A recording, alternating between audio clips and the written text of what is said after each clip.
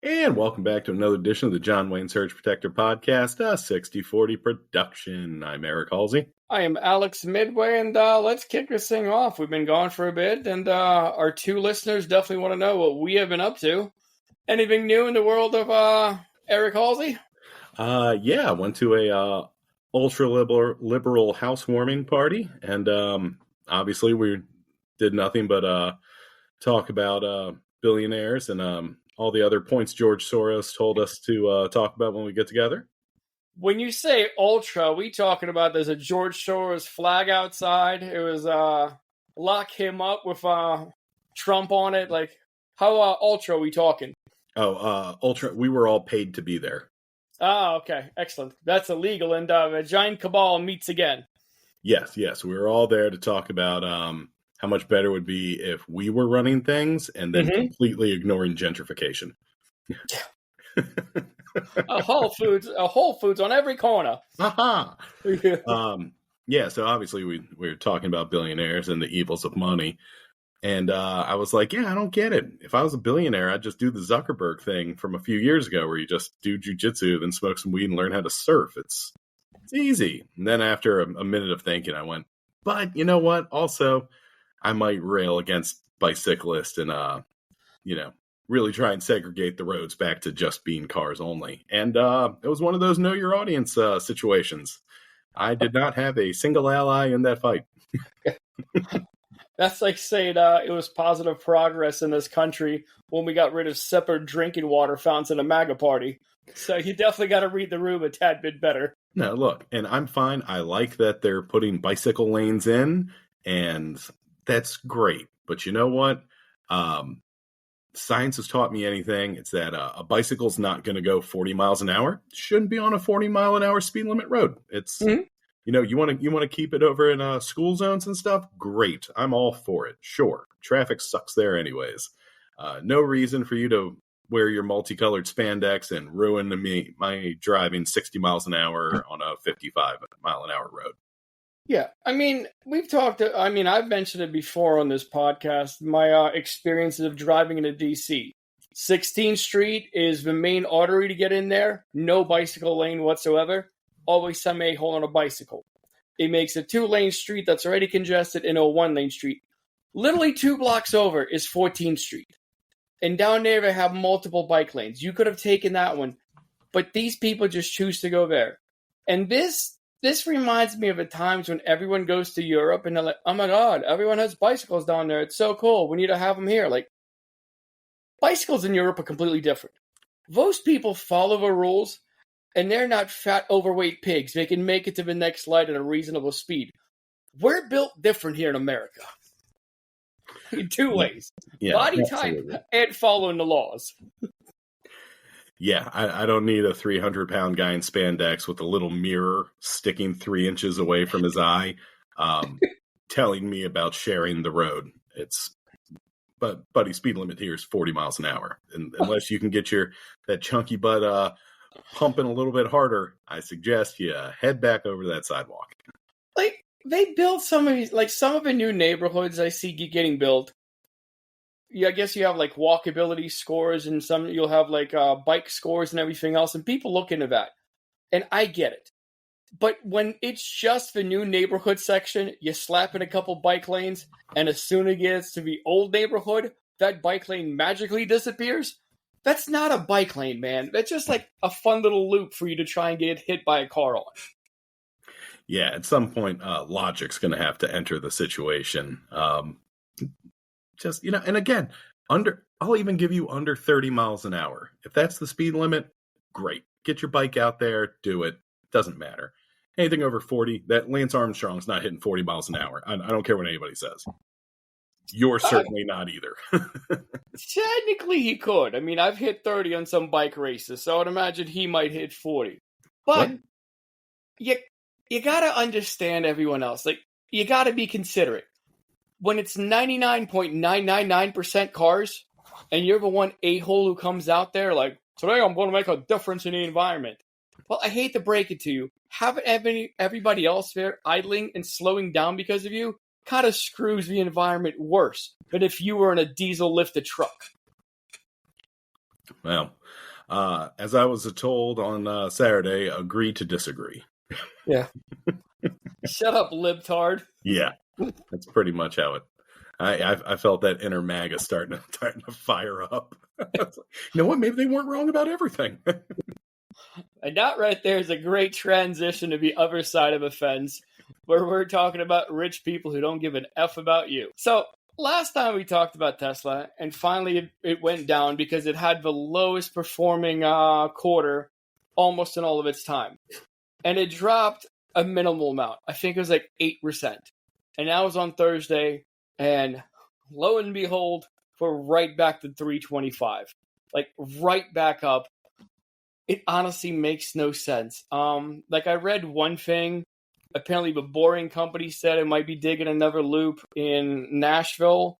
And Nashville, I mean, that's red people. That's red MAGA country. Like they're all about digging and like you're gonna hydrofact down there too, right? Like yes, they'll blow a few things up. So, but I don't know how that affects a Tesla stock. I don't know, man. Again, all this stock market stuff absolutely baffles me. None of it makes any sort of logical sense. Yeah. I don't know. Hardworking Italian Americans for the stock market 2026. That's my slogan. Like, lose the nerds, put some hardworking Italian Americans in there. Like, make it great again. Yeah, say what you will about the whole threat of violence, but Mafia ran New York forever, and it thrived. As soon as they pulled him out, it hit the toilet. One of those pay booths at every street corner we could give a nickel and some ladies' skirt is visible. Yeah, and it was all fine. And it took 9/11 to get New York back, so... I mean, there was no fentanyl in those streets back then. Just saying. Yeah, just saying. Paulie and Tony kept it clean. The other thing I noticed was the whole thing about Tesla inking a deal with Samsung to make chips. And the agreement's for $16.5 billion.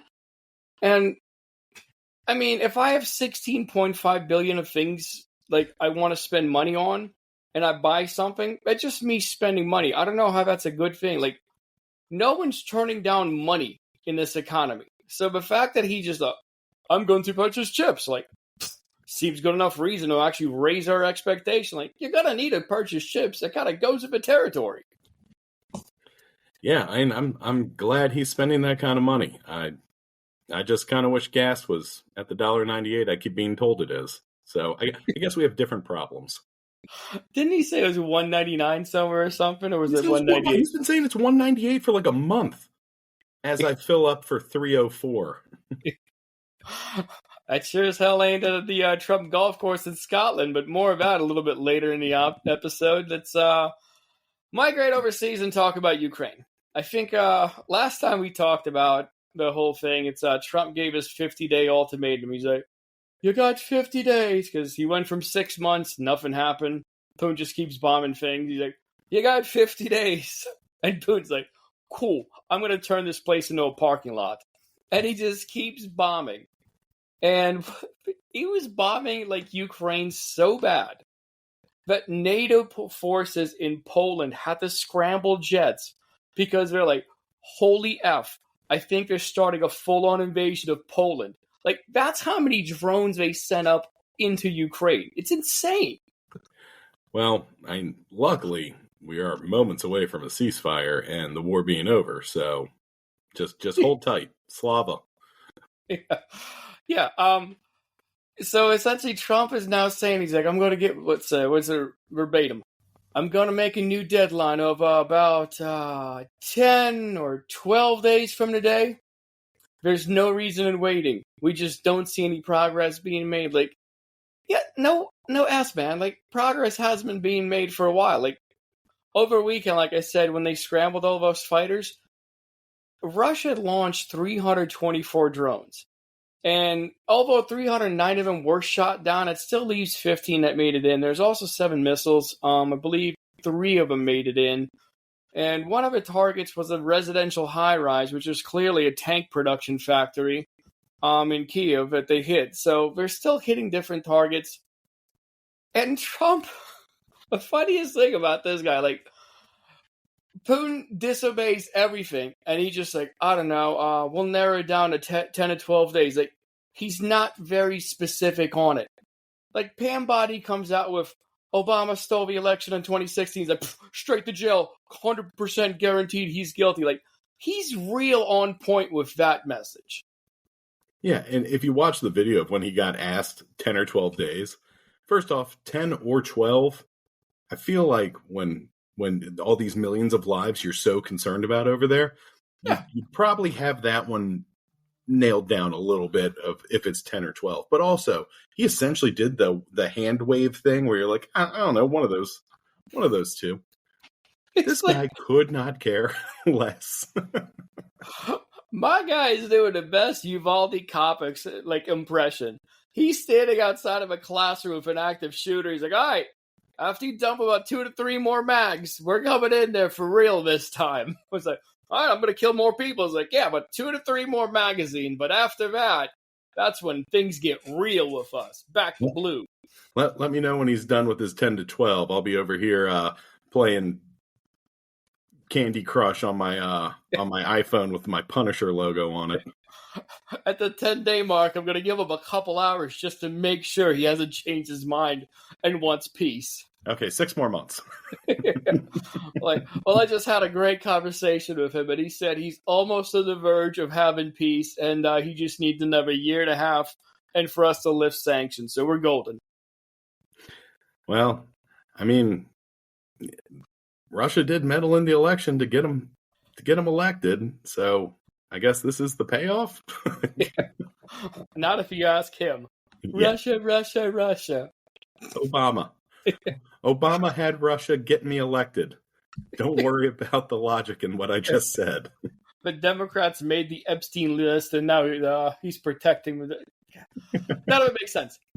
Other things that don't make sense is the Russian response. So Medvedev, he was kind of a stand-in president one time when Putin needed to take a break, change the constitution so he can come back and rule for 20 more years. So he came out and he said that Trump is playing the ultimatum game with Russia, and such an approach could lead to a war involving the U.S. So verbatim what he wrote was, each new ultimatum is a threat and a step towards war, not between Russia and Ukraine, but with Trump's own country. And I find it hilarious because these are the same people who kept saying there's a red line that no one needs, you can't cross this red line, otherwise we're going to nuke the entire planet. And now when Trump's like, hey man, why don't you guys figure out peace in 12 days? Like, whoa, that's a red line. It's, you're bringing us close to war. Like, Jesus, man. So, couple thoughts, and this might just be the inner redneck coming out. If Russia is having this many issues with Ukraine, I'm not super concerned about Russia coming after the U.S. What's it called? It's I saw it. It was a while back when Ukraine invaded Kursk. It's like Russia went from being the second most powerful military in the world to the second most powerful military in Russia. Yeah. So I mean, I know they're nuclear capable and have zero, will for life. Yeah. I guess anything's possible, but I'm not super concerned after seeing how either that or Ukraine is just a badass that nobody ever gave enough credit to. I mean, when someone's about to wipe you off the face of a planet, and you're like, F that. Like, we're fighting with, everything we have. Like, it could be a combination of both, but, I mean, it's the same thing with Hitler way back in the day. Like, Germany was a beast. And God bless these strong men for being idiots and thinking they know better than everyone else. It's like Jerry Jones is a GM. Like, the man's a genius when it comes to, oil fields. But he's like, oh yeah, I also know personnel. Boom, boom, boom, boom. And just keeps getting Zeke back onto the team and just murdering the chances of his team ever making a Super Bowl. Same thing with Hitler. Like, he's out there, he's like, no, we should put the Panzer Division over here. It's like, cool, that's the spot with all the anti-tank guns. It's like, I said what I said. And it's the same thing. As long as they keep doing stupid things, the world has a chance. Yeah. Rules don't apply to powerful people. That's the beauty of a God complex. Eventually it unravels. I know everything better than anyone. I'm better than I'm smarter than all the engineers because engineers are dumb. And my dad taught, what was it? My granddad taught the Unabomber at MIT. Was that the story? Oh, yeah, except for he didn't go to MIT, and there's about a 25-year difference between the two.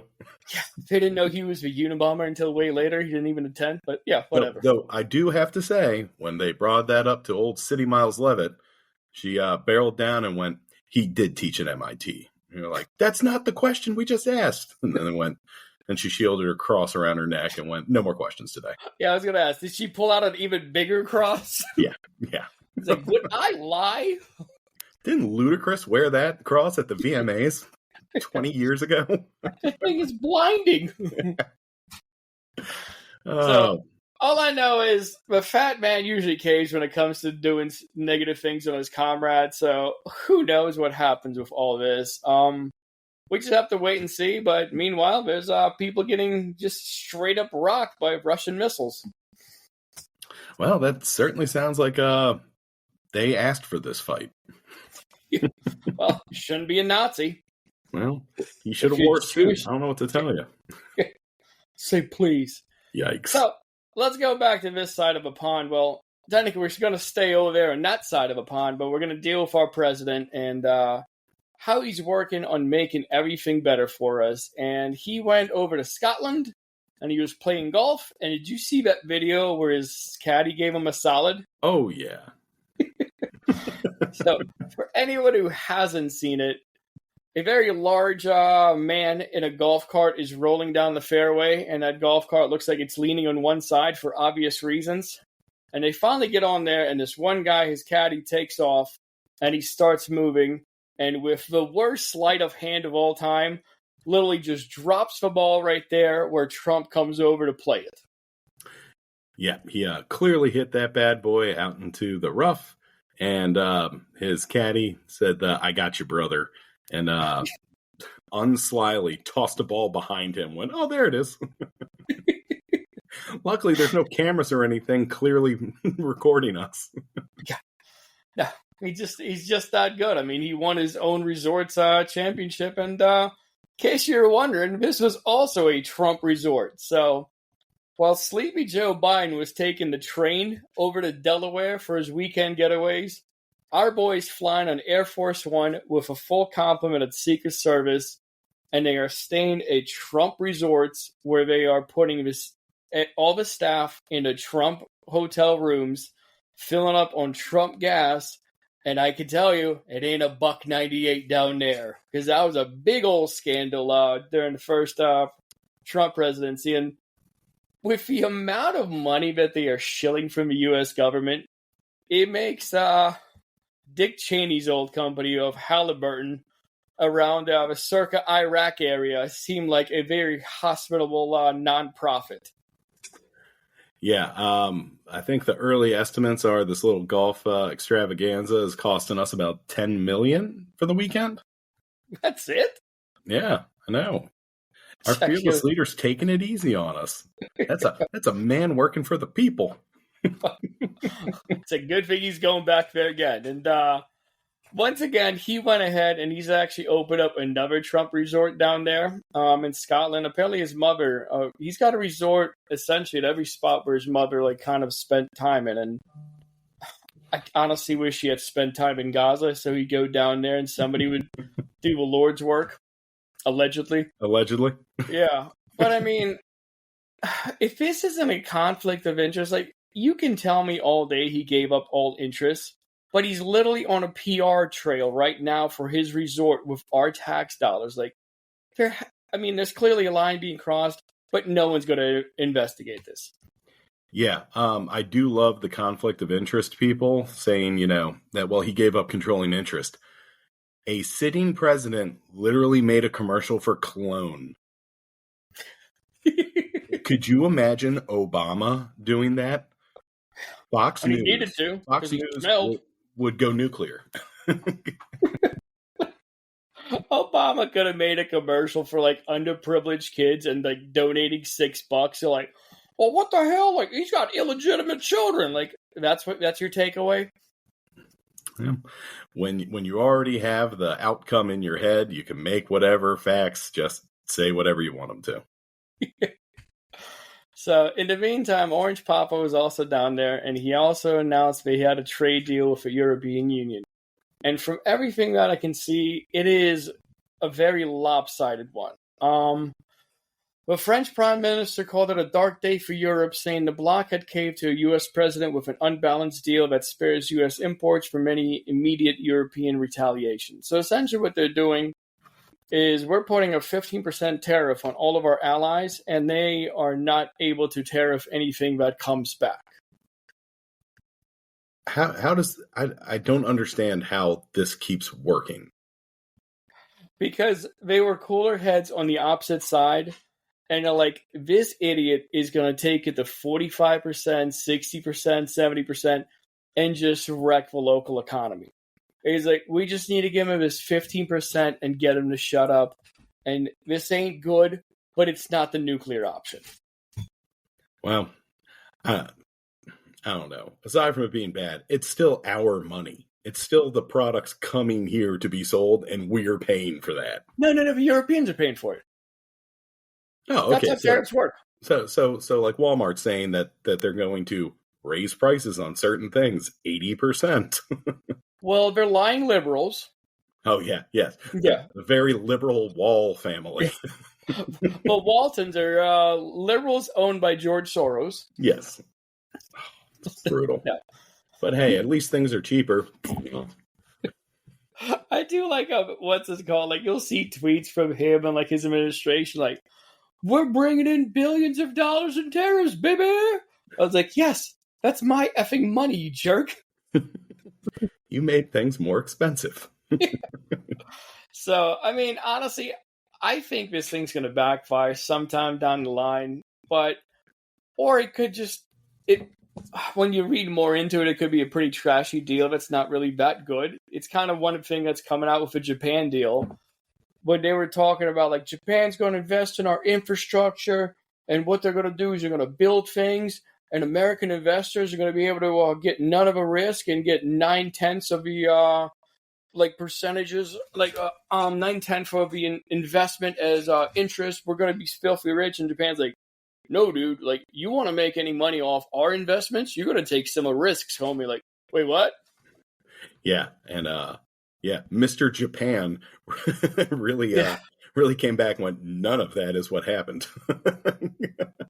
I tell you what, I will give him credit for saying Mr. Japan, because he could have gone with any number of racist ways to refer to him. Honestly, I'm kind of surprised he didn't just pull like this skin on the side of his face back and do the teeth and every 1940s Japanese character you ever saw on the TV show.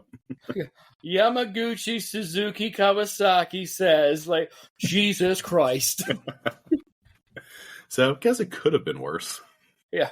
That Tamagotchi that's president of Japan has just told me. Introducing millions to our children in the 90s with their dead fake pets.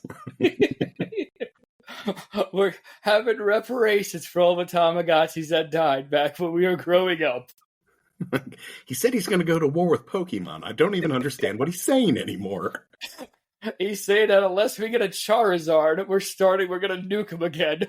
Mr. Japan's very greedy. He keeps saying you got to get them all. You're like, all right. You know who gets them all? I get them all. Yeah. 10 to 20. I get them all.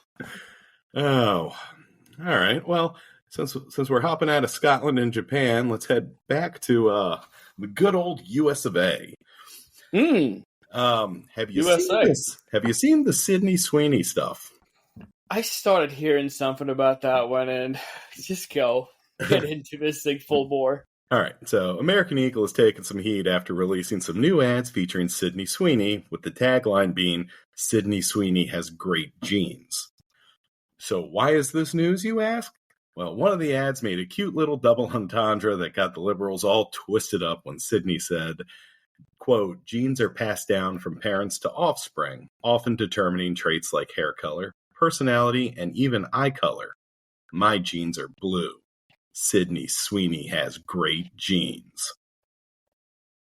What is wrong with that? So Like, that's what I said. I said, I don't get it. So let's go over to let's go over to the liberals of TikTok and see what they have to say. oh my God. Warriors of Virtue have called the blonde-haired, blue-eyed model talking about her great genes as a racist dog whistle, Nazi propaganda, and promoting eugenics. Now, you are much smarter than I am. I had to Google eugenics today. Eugenics is a study of how to arrange reproduction within a human population to increase the occurrence of heritable characteristics regarded as desirable. Honestly, I thought that was back in the day when they were measuring people's skulls, and depending how big your skull is, it said how smart you were or something. So that's news to me on eugenics. Pretty sure you're referring to what Elon Musk said a couple years ago about head size as opposed to in correlation with race, or I don't know. He said some goofy stuff like that. That was before Two Hats, and I found something new to hate about him. Well, he's a billionaire, so clearly a genius. So that pretty much sounds like you're trying to whitewash people of color out of existence by outbreeding them. So this was developed by Sir Francis Galton as a method of improving the human race in the mid to late 1800s. Dramatic pause. And was discredited as unscientific and racially biased shortly after the Nazis ran that master race train square into a one-sided ass-kicking courtesy of Uncle Sam circa 1945. Oh! So, yeah, that's what they're freaking out about, right? They're like, no, it's promoting eugenics and racism overtones. I don't see it, dude. I mean, where is the fault of her saying that genes pass down traits? If she started coming out with, the traits of being a good basketball player should be recessive traits. Okay, you know what? That's a Nazi dog whistle. I get it at that point. But, and the thing that Trump said, to the Proud Boys, stand by and stand hard or whatever he said. Stand back and stand by. Yeah, that one. I get that too. God, this is why we have Trump. Is Correct. Because these guys keep, overreacting to everything, canceling everything. She's talking about effing genes, man. Dial it back. Yep. So got into an argument about this with a coworker earlier today. You can, if you're looking for racism, you will find it in anything. It's just because again, just like before, you have a predetermined outcome in your head. You will find a way to manipulate it to get to, this is where everything points. Yeah. This is why you're 100% right. This is why we have MAGA right now, because people freaking out over the wrong stuff. No, I talked to a coworker about this one, and I'm like, what's going on? I don't see any of this. And then he's like, yeah, some people are saying that because we have white privilege, we don't see the racism and this, that. I'm like, listen, I get it. I get that I have white privilege. I get the benefits that I get in life. I fully understand it. At the same time, it doesn't make me oblivious to everything in the world. And for you to just keep looking for things to be upset about and this is how we're suppressing people of color and I'm an ally and I'm going to rant and rave about this.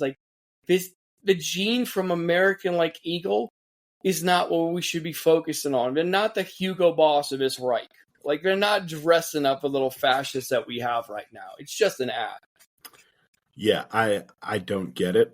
My coworker was very the other side, and I told him this is why we are where we are right now, because you're so focused on stuff like pronouns and other things I don't understand, but I'm okay with. But this is what fuels the other side. See what they're mad about? They don't even know what's happening in the real world. And I swear we should be like the MAGA and just back our little far left multiple flag friends and just, you know what, just jump in both ends, to the deep end of a pool, be like, yeah, this is racism. I just can't. And that's what separates us from the far right. They're he said, what's it called? Ukraine sucks now? Okay, Ukraine sucks now. It's cool to be a pedophile? Okay, it's cool to be a pedophile. They get new marching orders daily and they're I'm in. Whatever he says I gotta do, I'm doing it. God, There's too much critical thinking here.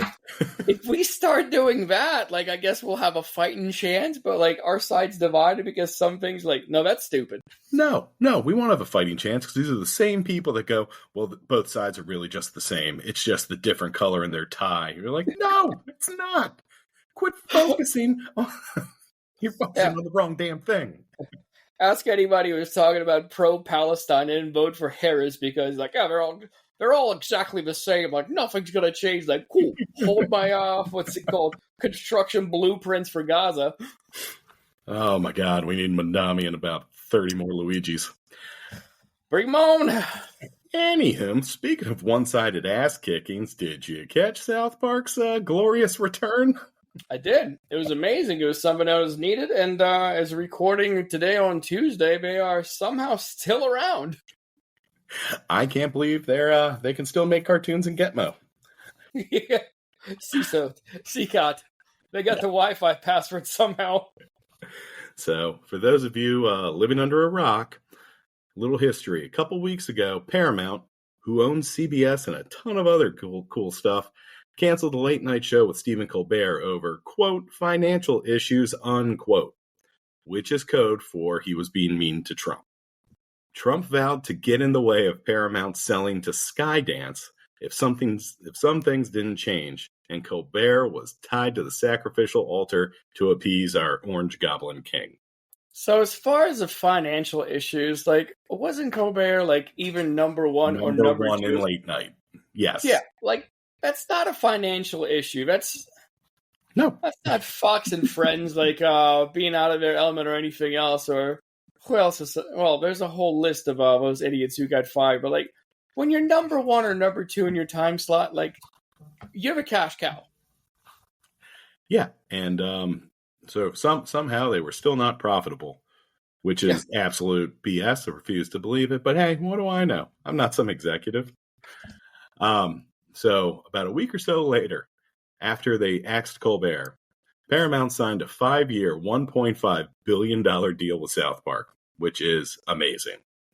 Now, I can only assume, after this Colbert stuff, there had to be some talking points during negotiations about their new conservative theme that Paramount seems to be going with, right? Like, well, technically, also, one more thing. Colbert was not canceled just yet. It's sometime in 2026, so... Yeah, well, they're not renewing his show. They're renewing him. It all depends if, those cankles do their job and President J.D. Vance / Palantir let us keep some entertainment while we're working for the man in Dana Mines. Yeah, President J.D. Vance on the strings of Peter Thiel. Just dance, monkey, dance. They don't even hide it at that point. No, it's just him now. But it's $1.5 billion for a TV show. They had to have been like, listen, guys, we know you don't like rules, but this is the way we're headed. It had to have happened, right? This conversation happened. Yeah, the same way, like, the one, I think it was the BBC, like, had a conversation with Zach De La Rocha. Is like, cool. Yeah. So this song right here of that has in the name of if people won't do what you tell me, like, we want you to not sing that part. Like, okay, you got it. And lo and behold, they sang that part. That's why they're the greatest band of all time. So after inking their sweet new deal, Matt and Trey absolutely nuked MAGA. And if you haven't seen it, too bad. I'm about to spoil all of it for you.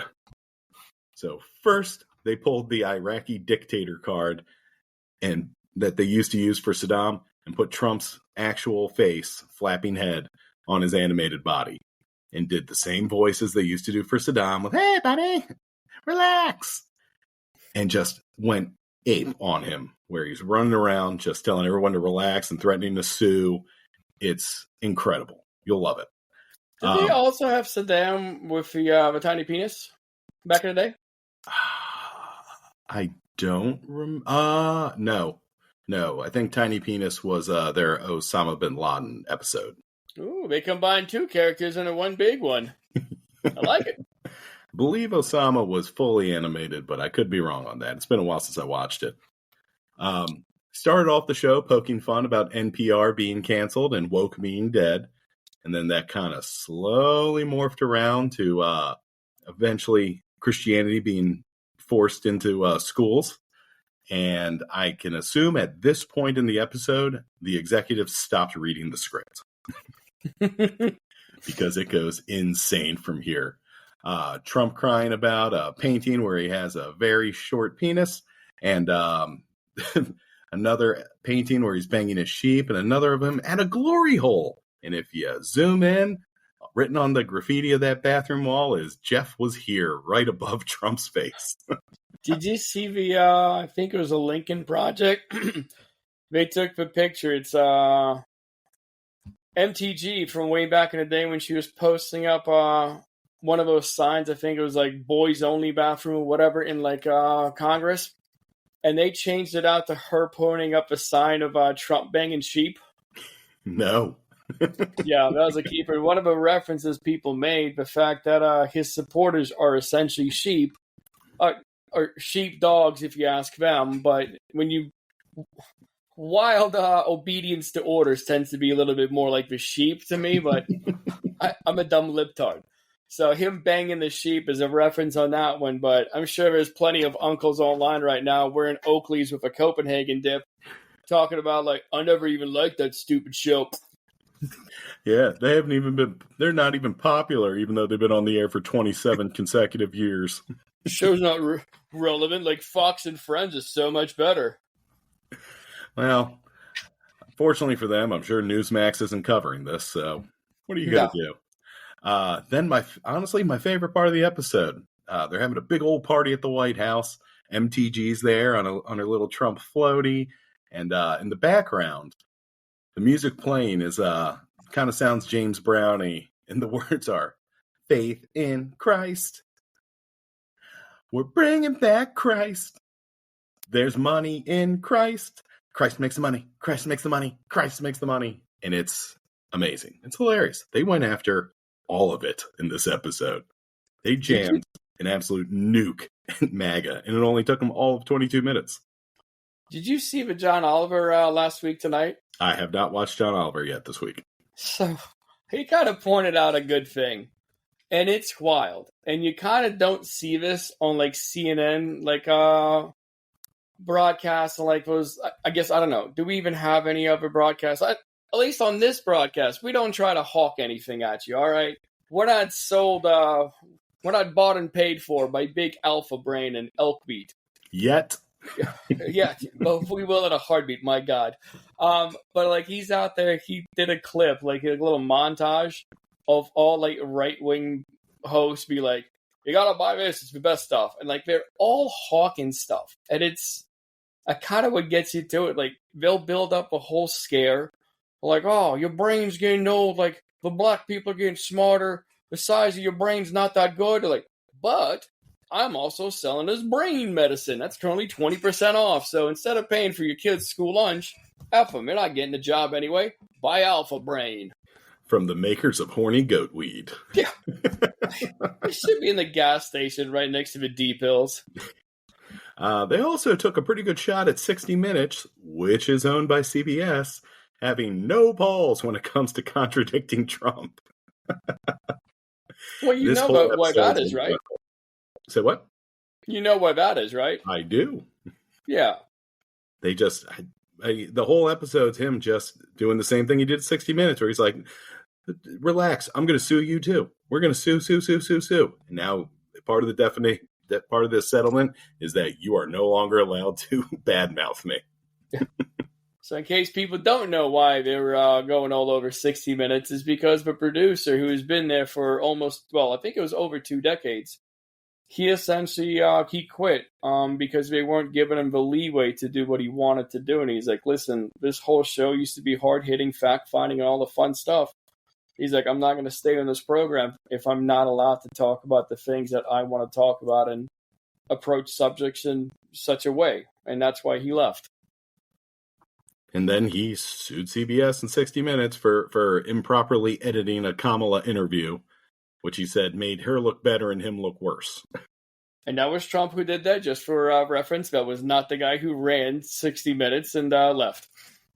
No, that was Trump. And yes. That's why the episode's so great. And it ends in the most amazing way where he goes, Trump sues South Park. They settle. Goes from $5 billion to $3.5 million, but they have to make pro-Trump commercials. And then they take a shot at God once again for those, what was that terrible Jesus commercial they did in the Super Bowl they spent $7 million on? Oh, but he gets us? He is us. Yeah, he gets us. Yeah. Where it's an AI Trump walking through a desert alone by himself, you know, the way he leads, and slowly stripping away until he's just naked and falls over and just no will to go. And then his tiny little penis sticks up and wills him to move forward. It's honestly, it's a train wreck, and it's the most beautiful thing I've ever seen in my life. This entire episode, I hope they create a new Oscar category just to give it to these guys. Oscar might get canceled. Oh yeah, that sounds like a Mexican. Yeah, too many liberals. Yeah, when are we going to rename Oscars to Jonathans? Yeah, or Donalds. Yeah, McDonald's. It's a very small trophy. Yeah, obviously gold. All right, well, we just passed the 40-minute mark, so I think it's about time to slide down that dinosaur. Yep, I'm Alex Midway, buy these crackers. I'm Eric Halsey. We'll shill anything. Daddy, chill. Later, Gators.